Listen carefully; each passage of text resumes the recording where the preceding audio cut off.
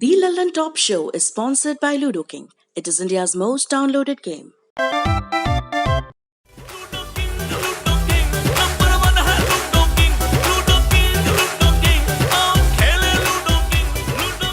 हाय दोस्तों, मैं Vikas Singh and family and friends का नंबर 1 गेम लूडो किंग अभी डाउनलोड कीजिए।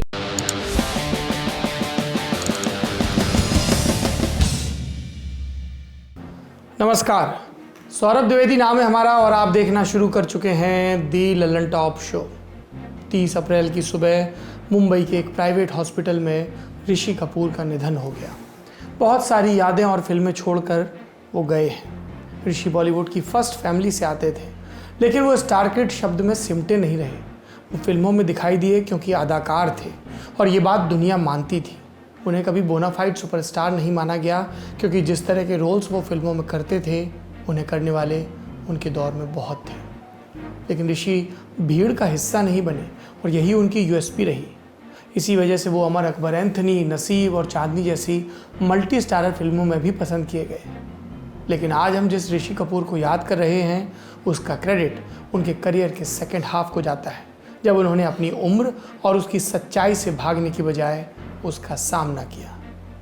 दीवाना में शाहरुख खान के साथ पैरेलल लीड करने वाले ऋषि ये है जलवा में सलमान के पिता बने। 2 दूनी 4 में कार खरीदने की जद्दोजहद करने वाले अधेड़ टीचर बने और अग्निपथ के क्रूर रऊफ लाला को कौन भूल सकता है।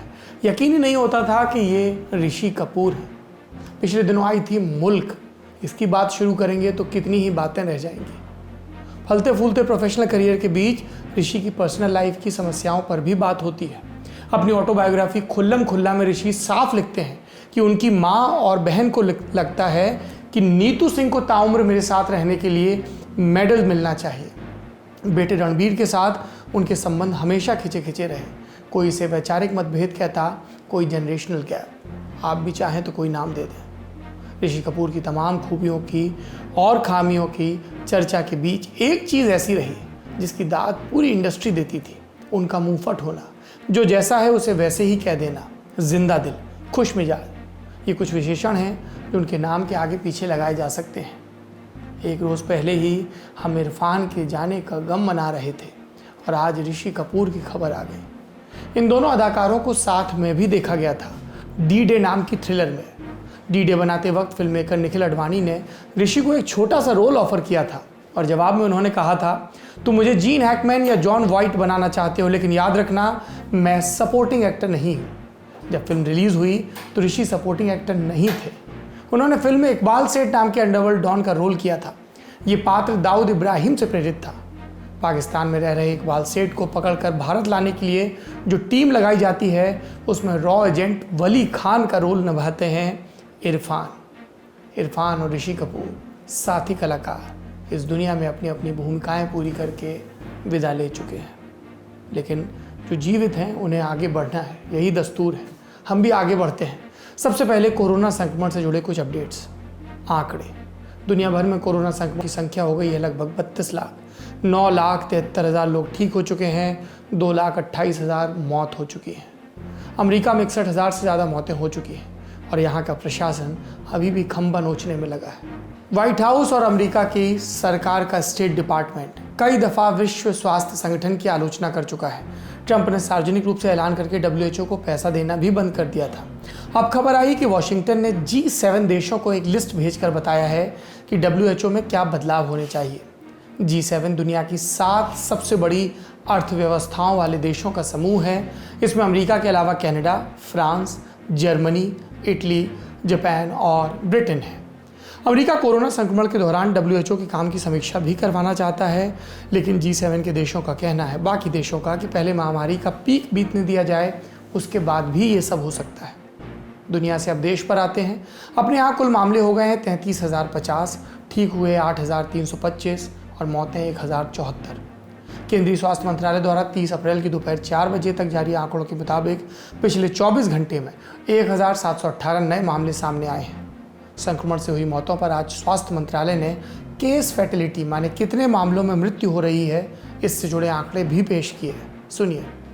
हम लोगों ने अगर रिपोर्टेड डेथ केसेस की एनालिसिस करें तो पाया कि हमारे देश में केस फेटेलिटी करीब 3.2% नोट की गई है, जिसमें से 65% मेल और 35% फीमेल पेशेंट्स थे।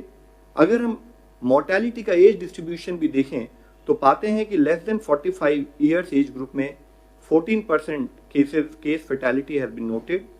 45 से 60 ईयर्स एज ग्रुप में 34.8% case fatality has been noted और 60 ईयर्स के अबव एज ग्रुप में 51.2% case fatality has been noted.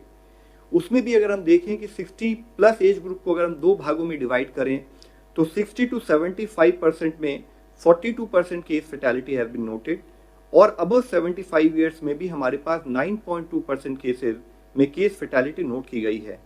इसके साथ ही 78% केसेस में जो डेथ्स रिपोर्ट हुई हैं उनमें कोमॉर्बिडिटीज भी पाई गई हैं। यह हम आप लोगों की दृष्टि में इसलिए लाना चाहते हैं कि कोविड-19 के संबंध में बोथ एल्डरली एज और कोमॉर्बिडिटीज रिस्क फैक्टर्स के रूप में पाए गए हैं। देश भर में ऐसे कई मामले सामने आए हैं जहां कोविड-19 के लिए तय अस्पतालों को छोड़कर दूसरे अस्पतालों में मरीज कोरोना संक्रमित पाए गए और फिर अस्पतालों को बंद करना पड़ा। कुछ मामले ऐसे भी हैं जहां अस्पताल किसी भी मरीज का इलाज करने से बच रहे हैं। इसे लेकर केंद्रीय स्वास्थ्य मंत्रालय ने गाइडलाइंस भी जारी की थी, जिन्हें आज दोहराया गया है। आप भी सुनिए। राज्य में ये भी कहा गया है कि प्राइवेट क्षेत्र के कई अस्पताल अपने रेगुलर पेशेंट्स को डायलिसिस, ब्लड ट्रांसफ्यूजन, कीमोथेरेपी और इंस्टीट्यूशनल डिलीवरी जैसी क्रिटिकल सर्विसेज को देने में किसी कारणवश भय की वजह से या लैक ऑफ अंडरस्टैंडिंग की वजह से कभी कभी संकोच कर रहे हैं। वह अपने इस डर से अपने हॉस्पिटल और क्लिनिक्स को भी बंद कर रखे हुए हैं। उन स्थानों पर कई जगह पर यह देखा गया है कि वह सर्विस प्रोवाइड करने से पहले टेस्टिंग के लिए भी इंसिस्ट कर रहे हैं। इस विषय में यह हाईलाइट किया जाता है कि जिन भी क्रिटिकल सर्विसेज की देश में आवश्यकता है, सभी हेल्थ फैसिलिटीज विशेषकर प्राइवेट सेक्टर ये फंक्शनल बनी रहे और किसी भी पेशेंट को किसी भी तरह की कठिनाई का सामना ना करना पड़े। उधर राजधानी दिल्ली में सब्जी और फलों की थोक आपूर्ति करने वाली आज़ादपुर मंडी में कोरोना संक्रमण के नए मामले सामने आते जा रहे हैं। अब तक 15 मामलों में पुष्टि हो चुकी है। 13 दुकानें भी सील की गई हैं। मंडी प्रशासन ने हाल ही में 24 घंटे काम करने का फैसला लिया था, लेकिन मंडी में व्यापारियों की संख्या तेजी से घटने लगी है। हरियाणा, बगल का राज्य, पहले ही आज़ादपुर मंडी से सामान की आवाजाही पर रोक लगा चुका है। एक अपडेट कर्नाटक से है। वहां की कलबुर्गी जिले में पुलिस ने लॉकडाउन के बावजूद मस्जिद में नमाज पढ़ने के आरोप में 14 लोगों को गिरफ्तार किया। 28 अप्रैल की शाम को पुलिस को सूचना मिली थी कि टी बोमनहल्ली मस्जिद में लोग नमाज पढ़ रहे हैं। लॉकडाउन के दौरान धार्मिक स्थलों पर जुटने की मनाही है। समाचार एजेंसी पीटीआई के मुताबिक पुलिस जब मस्जिद पहुंची तो 2 लोग भाग गए। इन लोगों की तलाश की जा रही है। हम अपने सभी दर्शकों से बार बार अपील करते हैं, आपका धर्म आपके घर में भी आपके साथ रहेगा। अपने घर में रहिए, सुरक्षित रहिए। आपके जो भी जैसे भी ईश्वर हैं वो यही चाहते हैं कि आप जीवित रहें और इसके लिए ज़रूरी है कि आप सरकार के निर्देशों का पालन करें और जो भी उनका उल्लंघन करे उनके खिलाफ सख्त कार्रवाई होनी ही चाहिए, क्योंकि ये सिर्फ अपनी नहीं दूसरों की ज़िंदगी भी खतरे में डाल रहे हैं। केंद्र सरकार, इसका मैंने जिक्र किया गाइडलाइंस का, इसने अपनी गाइडलाइंस में कहा है कि कोरोना मरीजों के नाम और दूसरी जानकारी सोशल मीडिया पर सार्वजनिक नहीं की जानी चाहिए, क्योंकि इससे सामाजिक बहिष्कार का खतरा पैदा हो सकता है। लेकिन लोग वीडियो बनाकर अपलोड करने के लालच से ऊपर नहीं आ रहे। ऐसा ही एक मामला मुंबई के मुलुंड में सामने आया। कोविड-19 मरीजों का इलाज कर रहे एक डॉक्टर को संक्रमण हो गया। जब उन्हें एम्बुलेंस में ले जाया जा रहा था, किसी ने वीडियो बनाकर सोशल मीडिया पर अपलोड कर दिया, जो कि अब वायरल है। खबर आगे है, मुलुंड पुलिस ने इस मामले में वीडियो बनाने वाले शख्स के खिलाफ एफआईआर दर्ज कर ली है। तो याद रखिए, अगली दफ़ा आप किसी का नाम सार्वजनिक करें तो आप कानून की चपेट में आ सकते हैं। अब बढ़ते हैं दिन की बड़ी खबर की तरफ। पिछले कई दिनों से इस बात पर घमासान चल रहा था कि अपने घरों से दूर फंसे मजदूरों का क्या किया जाए। यूपी, बिहार, ओडिशा, झारखंड जैसे राज्यों के कई मजदूर गुजरात, महाराष्ट्र और दूसरी जगह जो औद्योगिक इकाइयाँ हैं वहाँ पर काम कर रहे थे। लॉकडाउन में काम बंद हो गया। इन लोगों के पास इतने पैसे नहीं थे कि 40 दिन का राशन इकट्ठा करें या सामान ऑनलाइन ऑर्डर करें। सरकार के तमाम वादों के बावजूद पेट भर खाना भी नहीं मिल रहा था। नतीजा, मुंबई, सूरत और अहमदाबाद की सड़कों पर लॉकडाउन के दौरान मजदूरों के प्रदर्शन हुए। जो लोग किसी तरह घर के लिए निकल गए, उनमें से कई रास्ते में मर गए, कई अभी भी रास्तों में हैं। इन सभी मजदूरों को राहत देने वाली खबर आई 29 अप्रैल 2020 की शाम को। बड़ी खबर में आज बात इसी पर होगी कि मोदी सरकार ने अलग अलग जगहों पर फंसे मजदूरों, छात्रों और पर्यटकों के लिए क्या व्यवस्था बनाई है और इस पर अमल कैसे होगा। सबसे पहले आप गृह मंत्रालय से जारी हुई गाइडलाइंस सुन लीजिए। मजदूरों और छात्रों को वापस लाया जाए या नहीं, इस बात को लेकर काफ़ी बहस थी। पहले कहा गया कि लॉकडाउन में सफलता तभी मिलेगी जब कोई अपनी जगह से ना हिले, लेकिन यूपी की योगी आदित्यनाथ सरकार ने पहले लॉकडाउन में मजदूरों के लिए बसें चलवाई, फिर कोटा से छात्रों को लाए। इसके बाद मध्य प्रदेश भी अपने मजदूरों को गुजरात से ले आया। महाराष्ट्र सरकार लगातार मांग कर रही थी कि दूसरे राज्यों के मजदूरों को उनके घर भेजने का इंतजाम किया जाए। इन सब ने बिहार, झारखंड, उड़ीसा जैसे राज्यों पर दबाव बना दिया था। इन तीनों राज्यों ने 27 अप्रैल को प्रधानमंत्री के साथ हुई बैठक में कहा था कि केंद्र की गाइडलाइंस के बगैर वो मजदूरों को वापस लाने में असमर्थ हैं। दूसरी तरफ मजदूर और छात्र परेशान हो रहे थे। ऐसे वीडियो भी सामने आ रहे थे जिसमें बिहार के मजदूर नीतीश कुमार सरकार को कोस रहे थे। अब इन नई गाइडलाइंस का पालन करके राज्य सरकारें दूसरे राज्यों में फंसे मजदूर, छात्र और पर्यटकों को वापस ला सकती हैं। वैसे केंद्र सरकार की तरफ से गृह राज्य मंत्री ने यह भी जोड़ा है कि व्यवस्था जमाने के लिए कुछ दिन दिए जाएं, मजदूर और छात्र सड़कों पर भीड़ बनाकर ना चले आए। इसके बाद दो तरह की प्रतिक्रियाएं आ रही हैं। सुशील कुमार मोदी, बिहार के डेप्यूटी सीएम, उन्होंने इस गाइडलाइंस के लिए केंद्र सरकार का धन्यवाद दिया, लेकिन साथ में जोड़ा कि बिहार सरकार के पास इतने संसाधन नहीं कि मजदूरों और छात्रों को वापस बुला सके, तो केंद्र विशेष ट्रेनें चलाने की अनुमति दे। फिलहाल सिर्फ बसों की अनुमति मिली है। दूसरी तरफ दिल्ली जैसे राज्य हैं जहां सरकारों ने ऐलान किया है कि कोटा में फंसे छात्रों को वापस लाने पर काम शुरू कर दिया गया है। केंद्रीय गृह मंत्रालय ने यह भी कहा है कि 4 मई को कोविड-19 के संबंध में नई गाइडलाइंस प्रभावी होंगी। इसके तहत जहां संक्रमण का खतरा नहीं है वहां रियायत दी जाएगी। 3 मई को दूसरे लॉकडाउन की मियाद पूरी हो जाएगी। नई गाइडलाइंस का ऐलान इससे पहले कर दिया जाएगा। पंजाब जैसे कुछ राज्य भी हैं जो लॉकडाउन को और आगे बढ़ाने के पक्ष में हैं और वो अपने यहाँ ऐसे फैसले ले भी रहे हैं। छूट कहाँ मिलेगी ये अभी से बताना मुश्किल है। काफ़ी कुछ मैदानी स्थिति पर और स्थानीय प्रशासन के लिए फैसलों पर निर्भर करता है, लेकिन आम समझ यही है कि जहाँ हॉटस्पॉट नहीं है वहाँ छूट मिल सकती है। देश के 736 में से तकरीबन 125 जिलों में फिलहाल हॉटस्पॉट है, यहाँ छूट नहीं मिलेगी। हो सकता है कि हॉटस्पॉट से एकदम सटे इलाकों में भी पाबंदियाँ जारी रहें, लेकिन बाकी जगहों पर रियायत मिल सकती है। कोरोना संक्रमण के दौर में सेहत के बाद दूसरी बड़ी चिंता है अर्थव्यवस्था की। लॉकडाउन के बीच अर्थव्यवस्था को रीस्टार्ट कैसे किया जाए, इस पर खूब मंथन हो रहा है। इस मंथन मंच पर कांग्रेस के पूर्व अध्यक्ष राहुल गांधी भी हैं। राहुल गांधी देश के बड़े अर्थशास्त्रियों से बात कर रहे हैं। शुरुआत आज सुबह उन्होंने आरबीआई के पूर्व गवर्नर रघुराम राजन से की। इस बातचीत में रघुराम राजन ने कहा कि लॉकडाउन बढ़ाना तो सबसे आसान है, लेकिन ऐसा करना अब अर्थव्यवस्था के लिए विध्वंसक होगा। अक्लमंदी के साथ अब काम धंधों को शुरू करना ही पड़ेगा। एक खास सुझाव उन्होंने खूब दिया जिसकी चर्चा हो रही है, सुनिए। डॉक्टर राजन, कितना पैसा लगेगा गरीबों की मदद करने के लिए? तकरीबन 65,000 करोड़। 60,000 और 65,000 करोड़ इतना ज्यादा नहीं है। हमारा जीडीपी 200 लाख करोड़ है। और उसमें 65,000 करोड़ इतना ज्यादा नहीं है, तो कर सकते हैं। और अगर ये गरीबों के लिए है और अगर उनका जिंदगी बचाने के लिए है तो करना चाहिए। रघुराम राजन कह रहे हैं कि गरीबों की मदद के लिए सरकार को 65,000 करोड़ रुपए खर्च करने पड़ेंगे और 200 लाख करोड़ में से इतना खर्च करना कोई बड़ी बात नहीं है। रघुराम राजन की लाख करोड़ वाली ये गिनती अब आपको आसान भाषा में समझाते हैं। अभी देश की जीडीपी लगभग $3 ट्रिलियन की है। रुपए में गिने तो लगभग 200 लाख करोड़ रुपए। अभी भी शायद नहीं समझ में आए, और तोड़ते हैं। देश की जीडीपी इतनी है कि सभी 1 अरब 30 करोड़ लोगों में बांटी जाए तो हर आदमी के हिस्से 1,70,000 रुपए आए। अब रघुराम राजन कह रहे हैं कि इसमें से अगर 65,000 करोड़ रुपए गरीबों पर खर्च करना पड़े तो ये कोई बड़ी बात नहीं है। कितना फर्क पड़ेगा इससे? अपने वाले उदाहरण को आगे बढ़ाते हैं। पहले हर आदमी के हिस्से में आ रहे थे 1,70,000 रुपए। अगर ये 65,000 करोड़ रुपए गरीबों के लिए खर्च कर दिए तो हर आदमी के हिस्से में आएंगे 1,68,000, यानी हर आदमी के हिस्से से 2,000 रुपए घट जाएंगे। लेकिन बात अंकगणित के इस फॉर्मूले जितनी आसान नहीं है। रघुराम राजन ने ये नहीं बताया कि गरीबों को किस तरह की मदद से इतना खर्च आएगा। हम बताएंगे, तफसील से बताएंगे। लॉकडाउन में किसको कितना नुकसान हुआ, ये समझने से पहले थोड़ी बुनियादी अर्थव्यवस्था समझनी होगी। हर देश की अर्थव्यवस्था के 3 बड़े घटक होते हैं: कृषि, मैन्युफैक्चरिंग यानी कि कच्चे माल से उत्पाद तैयार होना और सर्विस सेक्टर। देश की लगभग आधी आबादी कृषि के सेक्टर से जुड़ी है। एक बार की मान लेते हैं कि लॉकडाउन से एग्रीकल्चर सेक्टर को ज़्यादा नुकसान नहीं हुआ। अब बच गए 2 मैन्युफैक्चरिंग और सर्विस सेक्टर। 44% रोजगार यहीं पर है और जीडीपी में इसका हिस्सा है 70% का।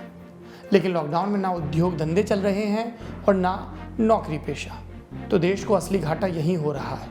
कितना? एक हफ्ते में लगभग 2 लाख करोड़ का नुकसान।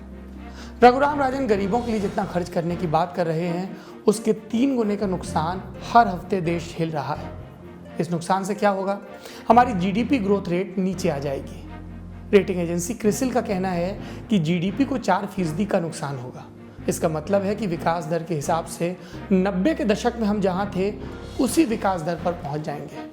और विकास दर के आंकड़ों के बाहर क्या होगा? वही जो हमें दिख रहा है। लाखों लोग जो पहले शहरों में काम करते थे अब गाँव में जा रहे हैं। पहले किसी फैक्ट्री कारखाने में काम करते थे, कहीं ठेला लगाते थे, पानी की दुकान लगाते थे, अब सब बंद हो गया तो गांव जा रहे हैं। लेकिन गांव लौटना भी समाधान नहीं है। गांव में कुछ काम धंधा नहीं था, तभी तो शहर आए थे और इन्हीं लोगों की सबको चिंता है। यूएन की एक संस्था है, इंटरनेशनल लेबर ऑर्गेनाइजेशन। इसने कहा है कि कोरोना की वजह से भारत में इनफॉर्मल सेक्टर के 40 करोड़ लोग गरीबी रेखा के नीचे पहुंच जाएंगे। ये इनफॉर्मल सेक्टर क्या है? छोटे मोटे काम जैसे पान वाला, टेलर, इस तरह के छोटे काम धंधों वाले। ऐसे 40 करोड़ लोग गरीब हो जाएंगे और देश की आबादी कितनी है? 1 अरब 30 करोड़ के लगभग। अब आप समझ लीजिए कि कितनी बड़ी आबादी गरीबी की चपेट में आ सकती है। लेकिन गरीब होने का मतलब क्या है? इसकी भी तो कई परिभाषाएं होती हैं। बिल्कुल होती हैं। सरकार की दी परिभाषा है, बताते हैं। National Sample Survey Organisation, short में एनएसएसओ, सांख्यिकी मंत्रालय का विभाग है जिसका काम है आंकड़े जुटाना। आंकड़ों के आधार पर ही सरकारी योजनाएं बनाई जाती हैं। एनएसएसओ ने 2011-12 में एक आंकड़ा दिया। ये आंकड़ा बताता है कि कौन कितना खर्च करता है। इसके आधार पर उस वक्त के योजना आयोग ने इनकम के आंकड़े निकाले और गरीबी रेखा तय की। ये आंकड़े बताते हैं कि अगर यूपी के गांव में कोई आदमी रोजाना 25 रुपए कमाता है तो वो गरीब नहीं है। इस परिभाषा पर बहुत बहस हो सकती है, लेकिन सरकार ने तो इसी आधार पर अपनी गणना कर ली थी और इस गणित से उस वक्त 27 करोड़ गरीब थे देश में, कुल आबादी का 21.9%। आप पूछ सकते हैं कि भैया ये आंकड़े तो 9 साल पुराने हैं, नए आंकड़े बताइए। तो बात यह है कि एनएसएसओ ने 2017-18 में नए आंकड़े जुटाए थे, लेकिन नरेंद्र मोदी सरकार ने इसकी रिपोर्ट जारी नहीं की है। क्यों नहीं की है, ये आप सरकार से ज़रूर पूछिएगा। सरकारों से सवाल लगातार पूछने चाहिए। अभी पुराने आंकड़ों से ही गरीबों का अर्थशास्त्र समझ लीजिए। एक थिंक टैंक है, Indian council for research on international economic relations. इससे जुड़ी अर्थशास्त्री हैं श्वेता सैनी। उन्होंने ये गणना की है कि अगर 3 महीने मजदूर काम नहीं करते तो उनके खर्च करने की क्षमता में 25% की कमी आ जाएगी। और हमने आपको बताया कि इसी आधार पर इनकम की गणना भी होती है। तो ऐसे में 3 महीनों के लॉकडाउन के बाद भारत में 35 करोड़ और गरीब जुड़ सकते हैं। पहले कितने थे? 27 करोड़। कुल मिलाकर कितने हो गए? 62 करोड़ गरीब। तो ये गरीबों का मोटा माटी आंकड़ा है, प्रोजेक्शन है। इसको अगर सरकार हर महीने 312 रुपये प्रति व्यक्ति के हिसाब से सहायता दे तो 1 महीने का सरकार का खर्च कितना होगा? 19,500 करोड़ रुपए। सरकार देगी या नहीं, ये फैसला नरेंद्र मोदी करेंगे। जब करेंगे हम आपको बताएंगे। फिलहाल आंकड़े बता रहे हैं ताकि आपको सरकार से क्या उम्मीद करनी चाहिए ये पता रहे। एक बात और है, ये भी कहा जा रहा है कि लॉकडाउन रहेगा तो लोग भूख से मर जाएंगे। देश के जाने माने उद्योगपति एन नारायण मूर्ति, उन्होंने भी आज कहा कि अगर लॉकडाउन चलता रहा तो लोग कोरोना के बजाय भूख से मरने लगेंगे। नारायण मूर्ति की इस बात के जवाब में मुझे अमेरिका के मशहूर राजनीतिज्ञ विलियम जेनिंग्स ब्रांड के 1896 में दिए गए क्रॉस ऑफ गोल्डन स्पीच की कुछ लाइन्स याद आ गई।